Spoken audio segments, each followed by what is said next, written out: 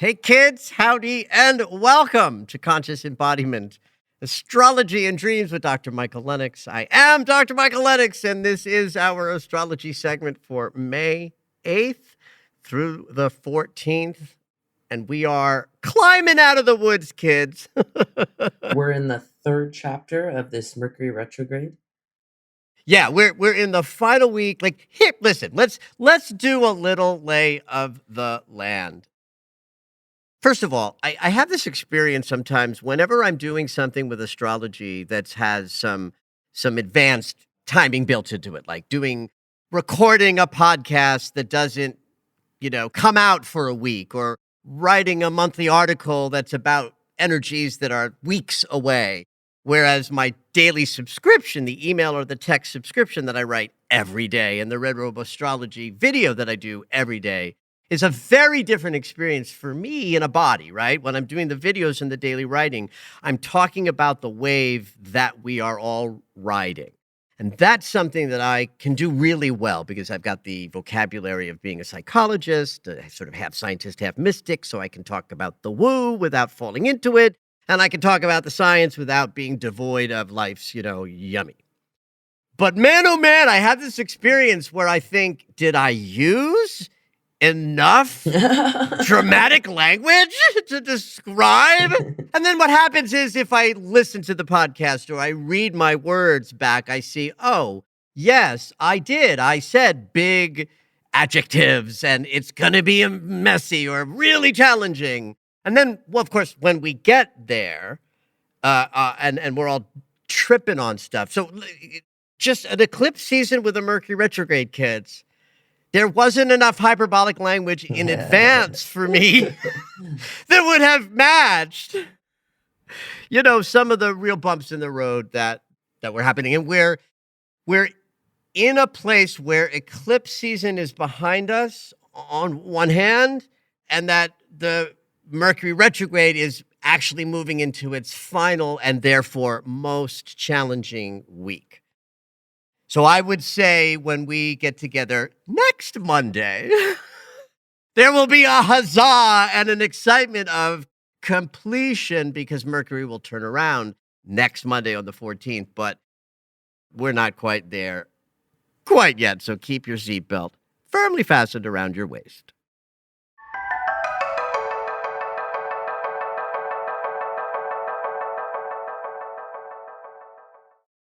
So I want to talk just for a moment about all three personal planets and what they're doing this week, because the personal planet movement reflects how we experience life on a personal level. Like Mars does a transit, we're all impacted at the level of the body. Of course, Mercury retrogrades hit us all from the neck up. So one of the things that happened at the very end of last week was Venus moved into Cancer.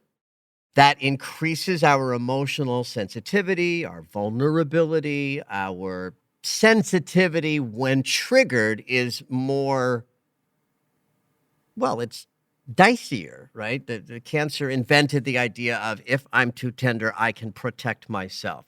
So the emotional body planet moving into Cancer ups all the feels and the sort of tender response that we might have to experiences that we bump into. And Mars is still in Cancer, which is a sign of his detriment. He does not like it here, and partly because there's too much water, too much sensitivity and tenderness for the planet of action and named for the god of war. So I want to talk about this for a second here as a general thing, and I'm actually going to talk about some of the transits that the personal planets make this week, because there's some lovely energy coming.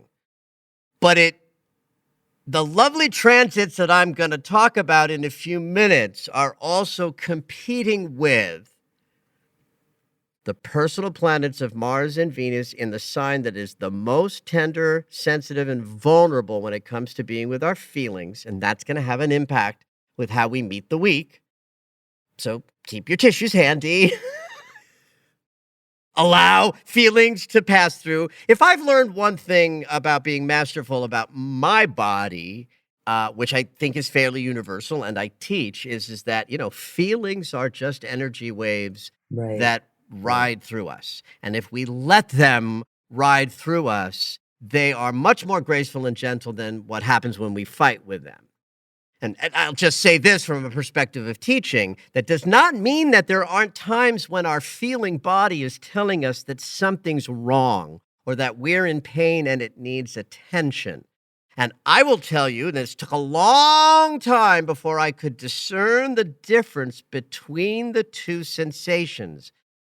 I assure you, it feels different when an emotional wave is just energetic and wants to flow through you versus when a wound is being touched and needs your attention, where you need to go to the journal or call a friend or go to the mirror or sit in your chair and meditate or pound a pillow or just let yourself Mm. cry by putting on some sad music. Like, there are things to do to attend to feelings that indicate some healing and sensitivity and nurturing and self-care is required. And yes, that will increase in need with Venus and Mars in Cancer. It's a great week, though, for when in doubt, just try to let the feeling flow. Don't hold back, maybe lean more into it, and just see if you can't practice what I'm presenting to you here, which is an idea that might be new to some of you, that feelings are best allowed and not fought against or dampened down or escaped from. And this is a week to pay attention, not pay attention. This is a week to allow that kind of emotional flow.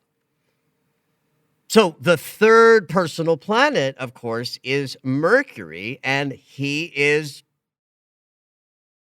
plodding his way toward the end of his retrograde cycle to turn around and go direct next Monday. But this is actually something challenging within the Mercury retrograde cycle itself and has a name. We call it the storm cycle. So that alone should clue you in that from the neck up, we're in some challenging days ahead. And from the neck down, we're in some deep vulnerability. And the combo could create a week of some deep feeling and perhaps challenging communication as a result.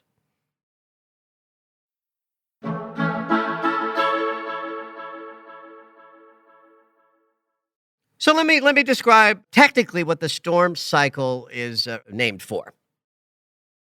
So there's a speed thing that happens when any planet goes retrograde or direct. A planet has a certain velocity in its orbital movement. With Mercury, it's like 3/4 of a degree a day. It's a very fast-moving planet, as our minds are fast-moving aspects of our humanity. But when any planet is getting ready to turn around, and in either direction, meaning moving direct and turning around to go backwards, or in this case, backward already and slowing down to go direct, there is a velocity change. Now, it's not real velocity, it's an illusion. Mercury is not really slowing down, just like he's not really moving backwards. If he were really moving backwards, we'd be broken. It's just the relationship Yeah. between us and Mercury and what Right. that looks like. That's what it looks like, and it's Yeah. a property of physics. It requires two bodies moving in space at different speeds and a relativity from one of those bodies to the other. In this case, us, Earth, to the relative movement of Mercury.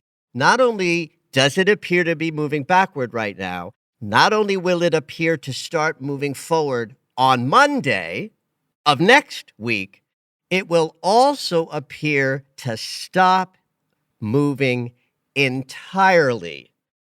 And certainly by time we get to like Wednesday of this week, you can consider the planet of communication to be standing absolutely stock still in the sky. And that's a problem. You think stillness good, right? We're all trying to get more still. And who wouldn't want the mind to be more still as a thing to covet, right? But remember, Mercury, the planet, isn't our individual minds. It's our individual mind's archetypal moniker or symbol. So if the archetype of mind is not moving, can we do that as human beings in bodies Great with question. brains? Not really, not well. And even the most disciplined of thinkers, and I consider myself among them, I spent decades working on how to discipline what thoughts I'm having. I cannot change the first thought I have, but I can absolutely decide not to perseverate in any direction, and I have mastery in that. But even within that level of mastery, I'm still just a human being inside a chaotic mind, that if the archetype of mind is slowing down, then what's going to happen in my thoughts is they're going to speed up and out of control, right? There's a disconnect between the archetypal wave going into a kind of stillness that our individual buzzing thought-making machine will just spin out. And so it's called the storm cycle, because as Mercury is slowing down to turn around, there's just more conflict and challenge kicked up in the communication experience. So it might be counterintuitive to think, oh, the planet of thinking is slowing down. Shouldn't that be a good thing? And it's like, no, it's a challenging thing, because then we trip on our thoughts or our responses or our perceptions. And this is where being a psychologist and an archetypal thinker comes in to how to use astrology powerfully. That though I promise a week ahead of challenging interactions, perceptions, and conversations, the fact that Mercury is retrograde means we are in a process. We are in what I would call a sacred process, where 3 times a year we get the opportunity to shift and change how we're thinking, perceiving, and communicating, because the archetypal governor of that act up in the cosmos moves backwards, which I call a visit to the unconscious. So it's important as we face the week ahead to remember that we're still in a transformative lunar cycle, that even though the last eclipse is behind us, we're still in the lunar cycle that included 2 eclipses. Mm-hmm. So we're in that enormous wave of energy of change and transformation, death and rebirth. This lunar cycle is changing lots of people's trajectories. And the week ahead may include some important thought processes, interactions, negotiations, and conversations that might be difficult to get through because Mercury's in his storm cycle, and B, hard to meet because the vulnerability of Mars and Venus and Cancer says, that's too tender, don't share that. Let's protect ourselves by keeping our hearts closed at the moment because they just feel so tender. Mm-hmm. But that ain't what the charge is. The charge is speak up, even if your voice shakes. The sign that Mercury is in is Taurus, Venus ruled. That means that what we are doing in this Mercury retrograde cycle is attempting to shift how we perceive and communicate to ground ourselves more in the heart. Taurus is also about our values, and so it's the archetype that invented we could have things we desire here on the earth plane. Taurus basically says it's nice here. it feels good. Now, some of being here in a body feels like shit. It's horrible. It's difficult. It's bumpy. It hurts. It's painful. But Taurus invented the gestalt of it's incredibly pleasurable to be here. Why else would we come? Right. We come into bodies to have an experience of joy that comes from sensual expression, and Taurus invented that.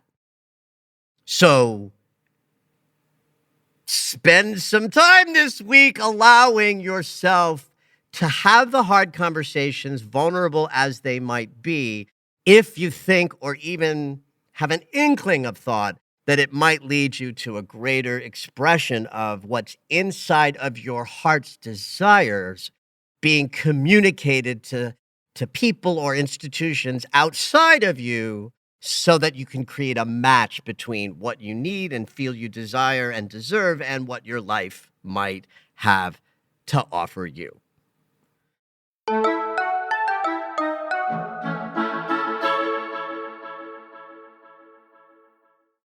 Okay, I think I've set you guys up for the challenges of the week.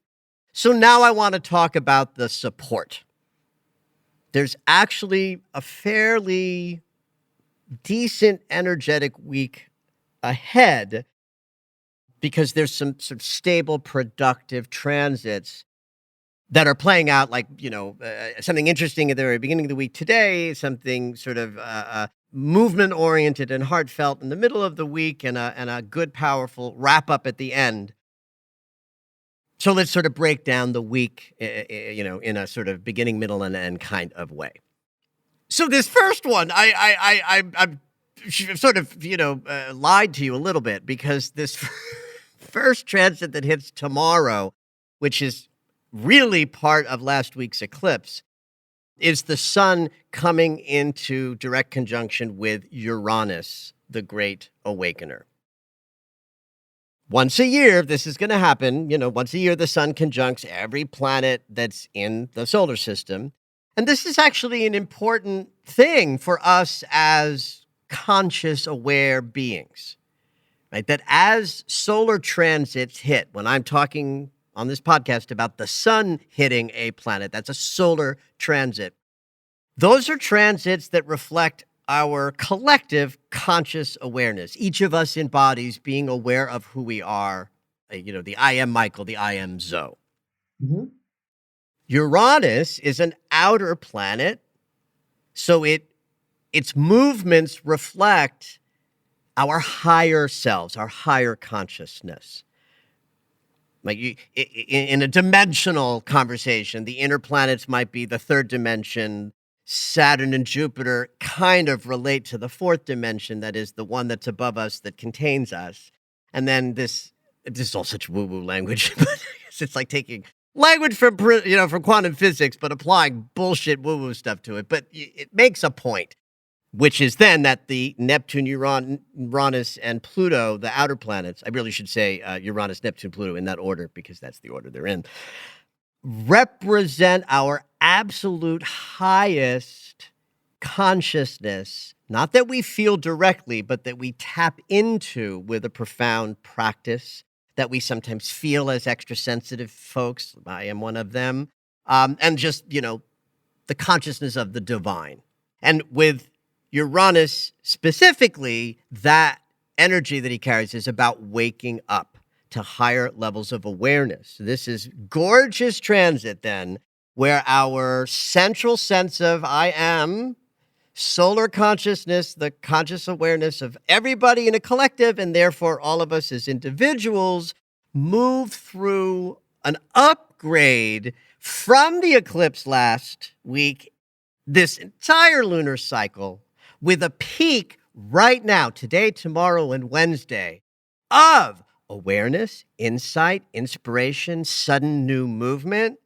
Like, if I tell you that this lunar cycle can absolutely radically transform areas of your life, two things that we can say that guide that and pinpoint where and how you might be feeling that as individuals are: A, the Taurus house in your natal chart, if you know it, because that's where the sun and Uranus are.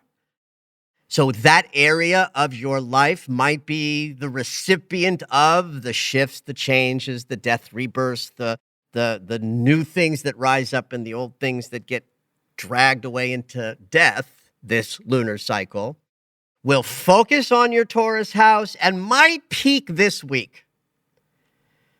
I say might because not everybody's on the same sort of timeline. How we all dial into these transits individually shift, how you experience these things. But these couple of days feature the potential for going, finally, I figured it out. Oh, that's what's been going on, or that's what she meant when she said that, or that's what I should do, now that I've come to the other side of something, right?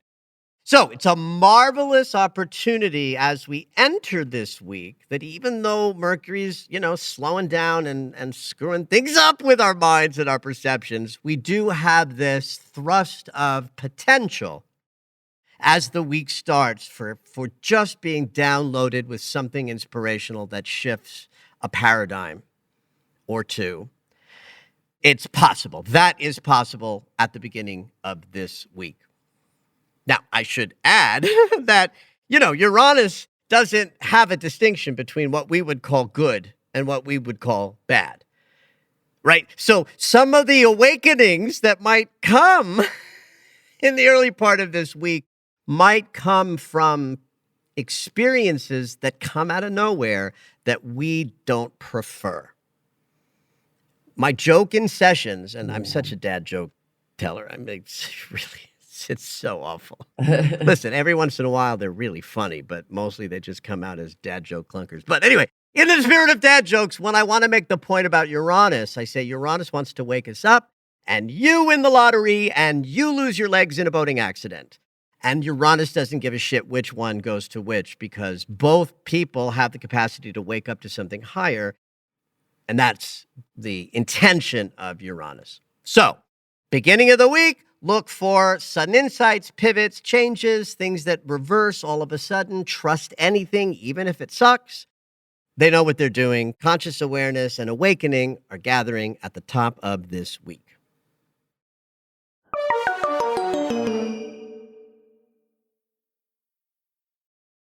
Right smack dab in the middle of the week, on Wednesday, Venus will move through a sextile with the north node of the moon.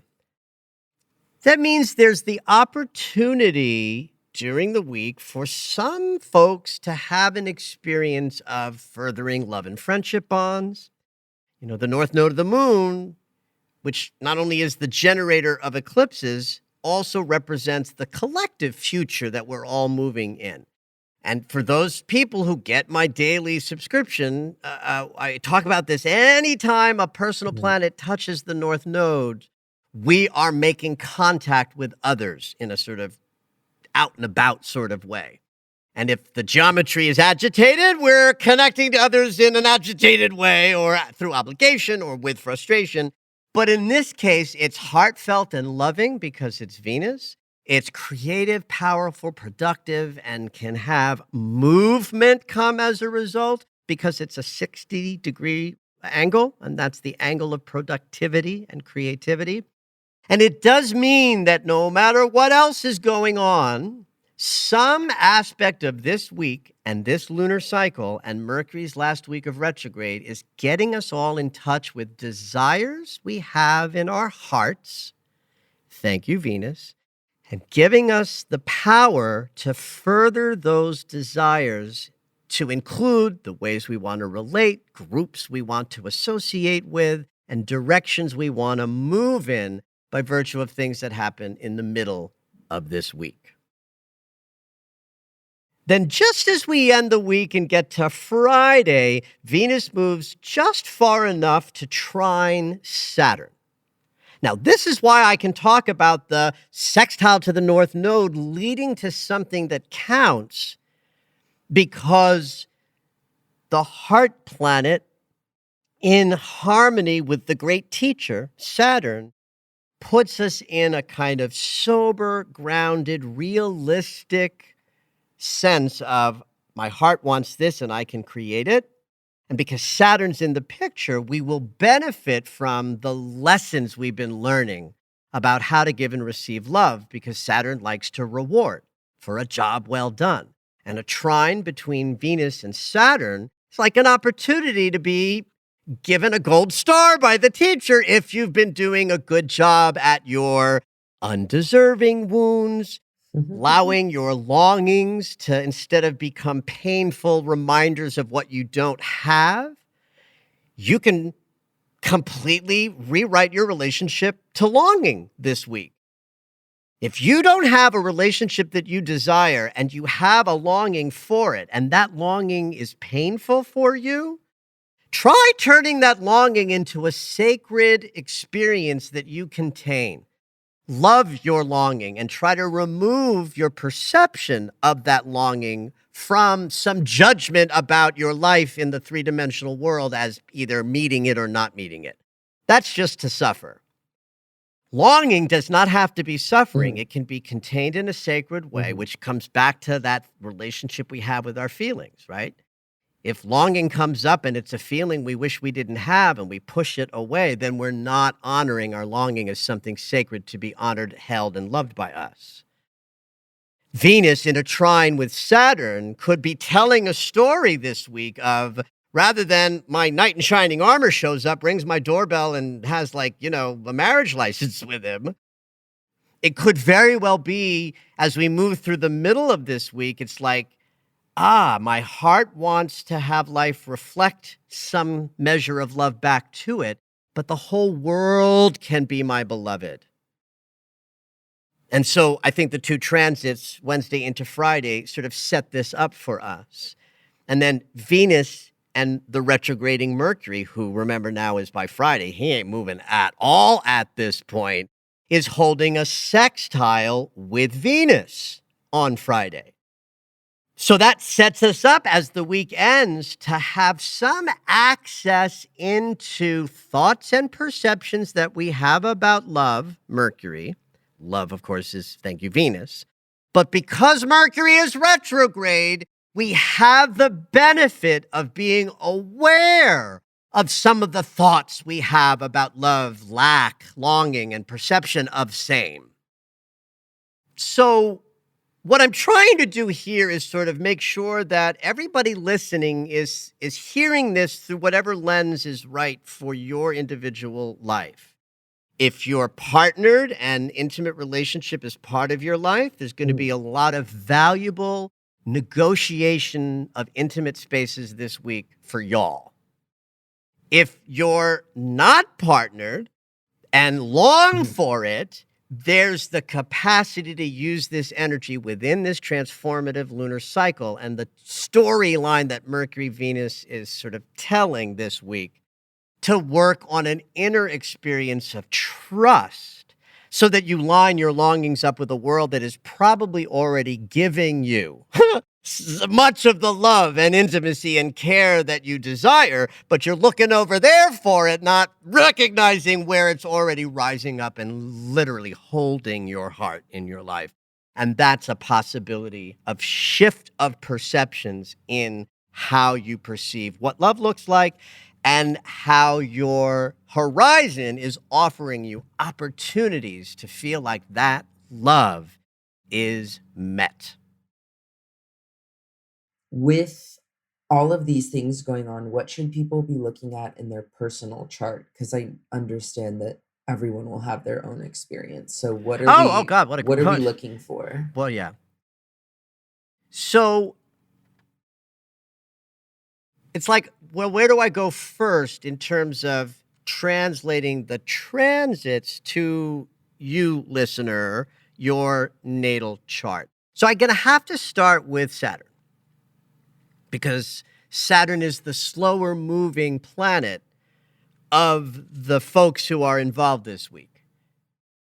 So if Mercury and Venus are very active in this week, and they are ultimately touching in with Saturn, then as the slowest planet, what I'm talking about this week starts with a lesson. right? That the teacher is involved with this. So that means the Pisces house in everybody's chart is really the first place to look and to go, because the teacher's involved. He's the slower planet. So what we're learning this upcoming week is more important than what we're feeling, Venus, or what we're thinking or speaking, Mercury. Now, Venus is in Gemini, so you could look at the Gemini house in your chart to have a sense of where is your heart asking you to be more open to love. Remember, love isn't just relationship. It will always sound like I'm talking about romantic relationship to people who are either, either in a listening for that or bothered by that. I'm always talking about that. So I have to always qualify. Love is love. And how we give and receive love applies to all relationships. But Venus in Gemini tells us that that's the area where the planet of love is traversing, right? So I would start with that. Take a look at your Pisces house and identify how that's an area of your life where the most karmic lessons are playing out. Look to your Gemini house for how and where your heart is expanding in some kind of way.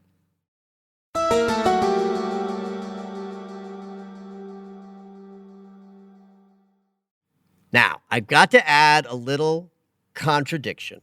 What is astrology without a little contradiction? I mean, in fact, interpretive astrology is like all contradictions, right? Because there are transits that we would describe as lovely and yummy and productive and helpful, and then transits that we would describe as difficult or challenging.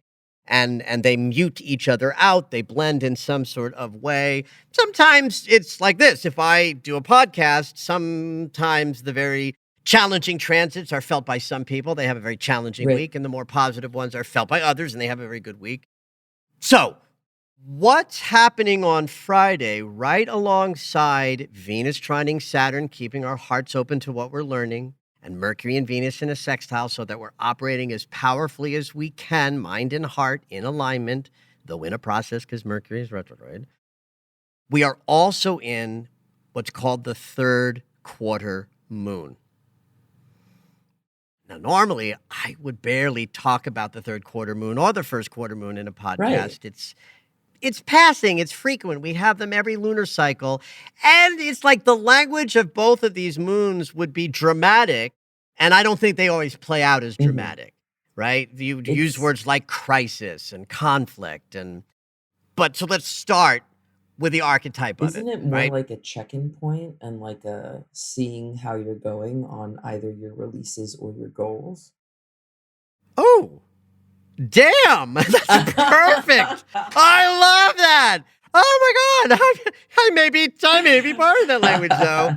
Yes, it's a check-in. It's a check-in. See, when the sun and the moon are together at the new moon, we plant our seeds because there's an alignment between what we're aware of consciously and what our unconscious is ready for. That's the sun and the moon in the same place.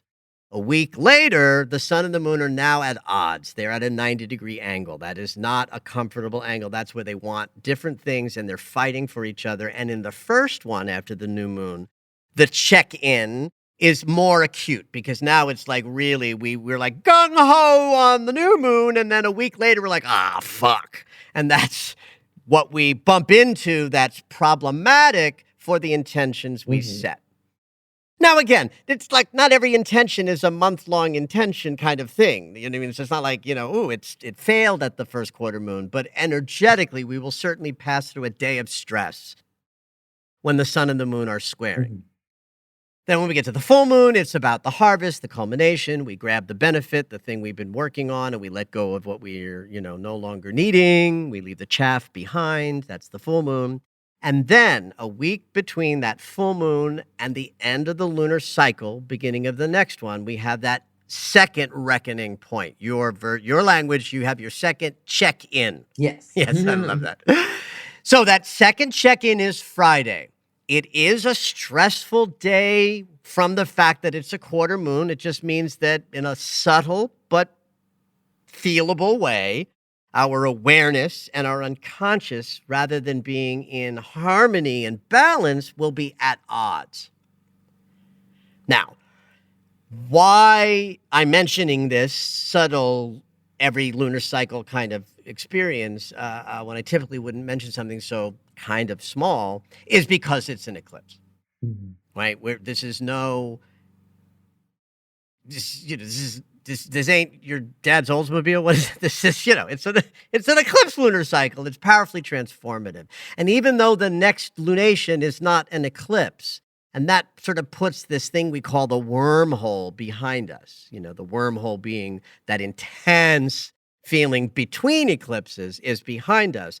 The whole lunar cycle can be considered a wormhole because it ain't over till the sun and the moon meet up again in essentially 2 weeks from now, Mhm. or a little less. And we then put the lunar cycle behind us and we start up again. So I think part of the reason why it's valuable to talk about this week is I've sort of given you some instructions to follow your heart and follow your mind and know that when we get to this Friday thing, which is going to reflect energies that happen on Thursday, Friday, and Saturday, that not only are we set up by Venus and Saturn to be operating from all the wisdom we have gathered, we will also have this friction of having to do our best, Huh. to put our A game forward. Well, this fits your language of check-in and my language of what comes out of what's called the disseminating moon. Right after the sun and the moon square the second time in what we call the third quarter moon, the moon moves through a phase in the lunar cycle called the disseminating moon. And disseminate means to put stuff out there. So the check-in the third quarter moon is, what have you learned? And are you ready to operate in the world with this new wisdom in tow? Mm. So sometimes I'll use the language of we're tested in the third quarter moon for all that we have learned. So that makes the end of this week kind of a beautiful opportunity for moving through a little crisis, understanding what our heart really wants, having been through some mental processes that hopefully are allowing us to speak up more powerfully into what is my heart desire? Can I create a life that includes it? And this second half of this week, or this latter part of this week, Thursday, Friday, Saturday, is rich for possibilities of things occurring and conversations being had that quite literally change the direction of your life. And then we'll wake up on Monday, Mercury will go direct, and we can put another thing in our rearview mirror, but not quite. Meanwhile, follow your heart, speak your mind, even if your voice shakes, and have at this week.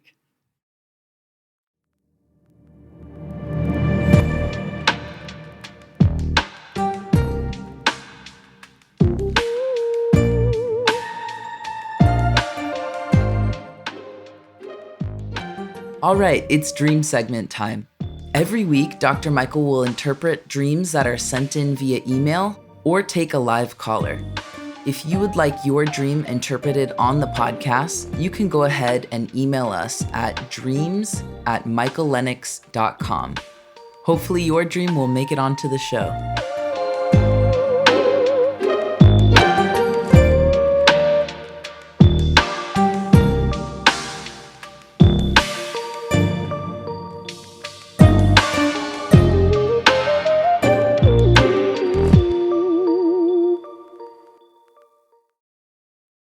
This week we have an email and dream, and this dream is from Katie.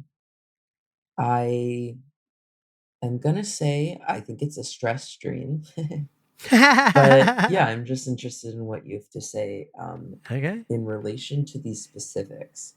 Okay. Katie says, "Hi, Michael. I love the work you do. It's very eye-opening and helpful. Oh, First, yeah. thank you for everything you do. Your dedication to the work is inspiring. You truly have a gift. Please never stop doing what you do." Oh, Okay. thank you, Katie. Yes, yes, and no, I'll never will. I'll never stop.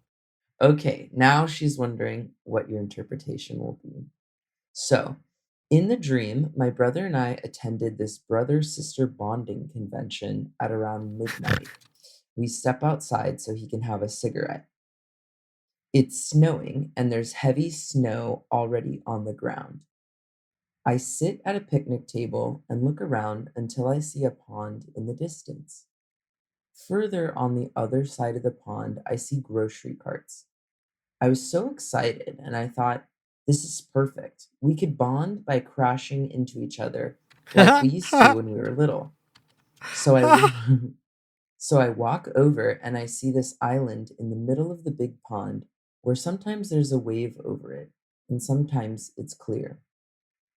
Oh, wow. I wait for the wave to go away and I jump onto the island. I see the water rising and I jump onto the other side of the pond safely. I grab a grocery cart and realize I can't jump with it. So I'm a little bummed, but ultimately not bothered. Without looking or timing it out, I jump onto the island in the middle again, and a huge wave forms and grabs me. I can see my brother and the other bystanders' faces turn from laughter to horror, and there's nothing I can do.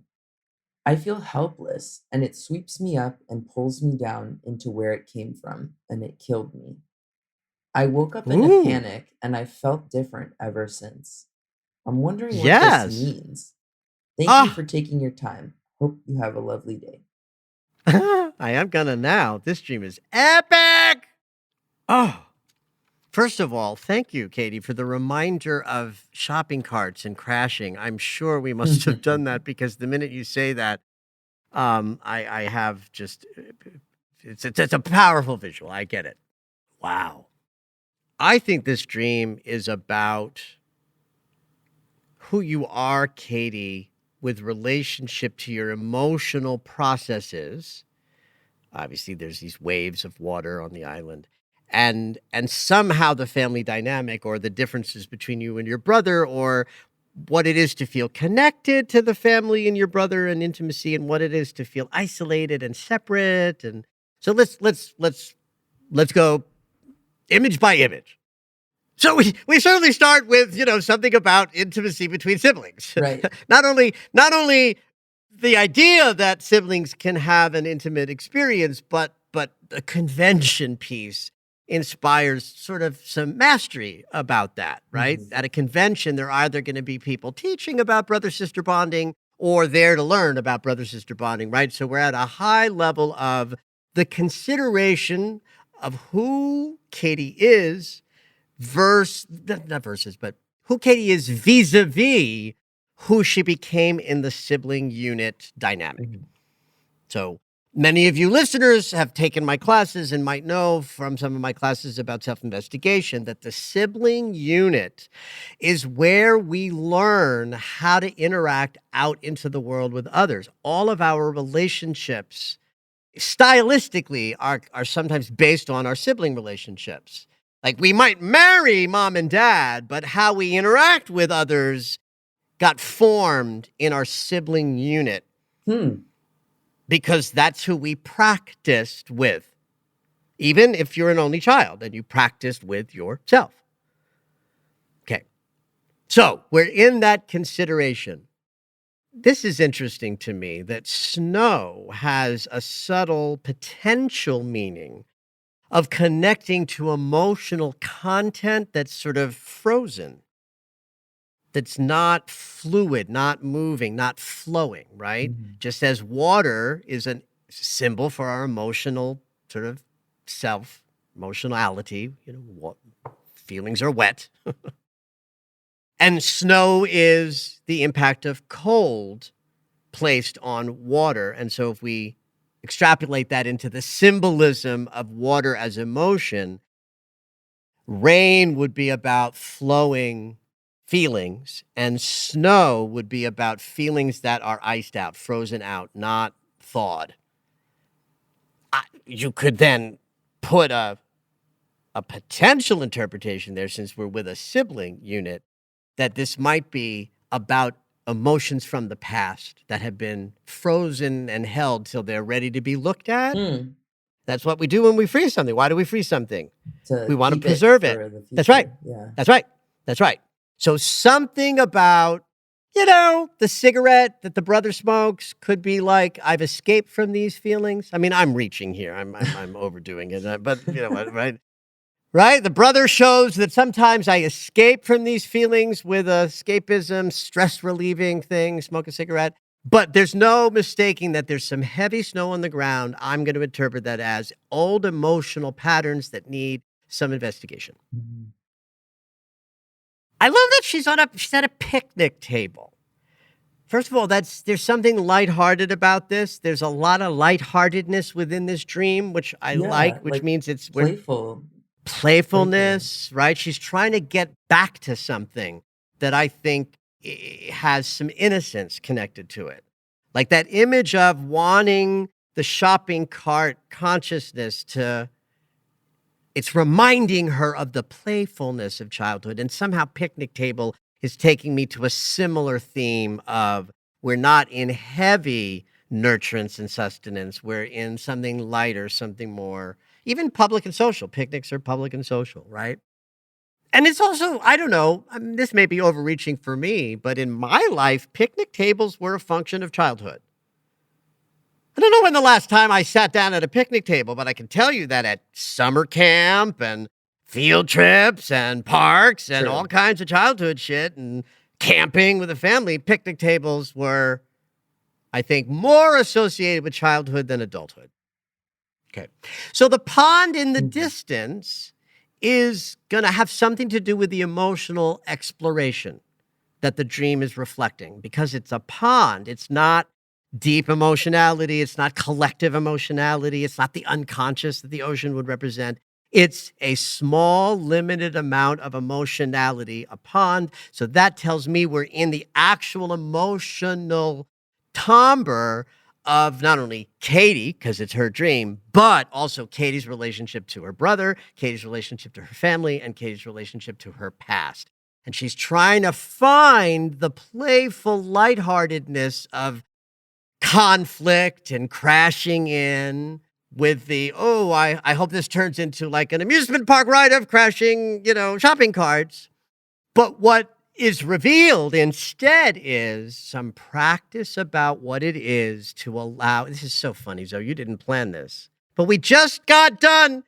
Please, No. kids, listeners, Zoe doesn't know what I'm going to talk about, and I don't know what dream Zoe's going to bring. So we just got done talking about emotional vulnerability for the transits of the week, and the pond is, for me, the island in the pond is Katie alone. Katie is an island. So Katie, not as a sister, not as a daughter, but Katie on an island within her family. So now I'm getting a glimpse of the emotionality of little Katie feeling alone and separate from the playful connections with brother, having to be vulnerable to feelings that rise up and need to wash over her. If she times it just right, she could actually do this well, where she allows herself to be on the island, but then jump off it with safety. She's trying to use the cart, but she's bummed that she can't. That tells me she's trying to get through emotional content in a way that is more disconnected from it, or more playful, or more aggressive, or more combative. But she can't. She has to just feel the feelings. So in the first part of the dream where that's happening, where she's figuring it out, that's like, I have figured it out. I have to look at who I was in my isolation within my family unit to actually get the impact of some of the grief that might be in there if I clear away my temptation to rewrite the past by thinking about the playfulness, or to want to do my vulnerable work by really crashing into cards, which is not soft and vulnerable. The dream is saying, no, you're figuring it out. You got to go on that island, which means you got to be by yourself. You got to let the wave crash over you. And that's the rhythm of what it's like to be in a body and allow. But then we have the big news, which means there's a change and transformation upon Katie. So this is no casual dream. In fact, she accomplishes something in a dream that I love that people say can't happen in dreams. They say you can't die in a dream, which is just nonsense. I have heard people talk all the time about having dreams in which they die. Right. So it's a silly superstition. But this one kills her. The wave is enormous. Everybody's horrified. It pulls her down and it kills her. Which, that was the best part of the dream for me, because that means something deep has changed. And what does she say at the end? She says, I haven't been the same since. Because this is one of those dreams that's reflecting that this moment, if you've had this dream lately, Katie, if it's a current dream, yeah, there's a big healing going on for you. God, I hope this is current, because the astrology fits. Because we've been in enormous healing this year with Jupiter and Chiron and Aries coming together. Lots and lots of conversations on this podcast about healing processes over the last bunch of months. And this is a dream that says some deep and profound emotional transformation has taken place for Katie, and it's connected to the willingness to feel. And that's the theme, I think, obviously, of today's podcast, kids, because it was all over the astrology. It's all over this dream. When we don't allow ourselves to feel our feelings fully and completely, we are in stress, we are in trauma, we are in wound, and we are in dis-ease. When we learn how to allow feelings to come, flow through us, and float by us, then we're working with the principle of grace and ease. And I'm here to tell you that you won't miss something important that needs your attention just because you train yourself to allow. Just like Katie knew she could go onto that island and let the little wave pass like nothing. But every once in a while, there's going to be a big wave that grabs you and might kill you a little bit. And that's a moment you will know what to do when those big moments come, just like Katie's dream shows us. When the transformation is ready to happen, we willingly die to self, only to be reborn in some phenomenal way. Thank you for listening to Conscious Embodiment, Astrology and Dreams with Dr. Michael Lennox. You can find us on Apple Music, the iHeartRadio app, and anywhere you find your favorite shows. Head on over to michaellennox.com for information on astrology readings, the daily Astro Alert subscription, upcoming classes, and to join the mailing list.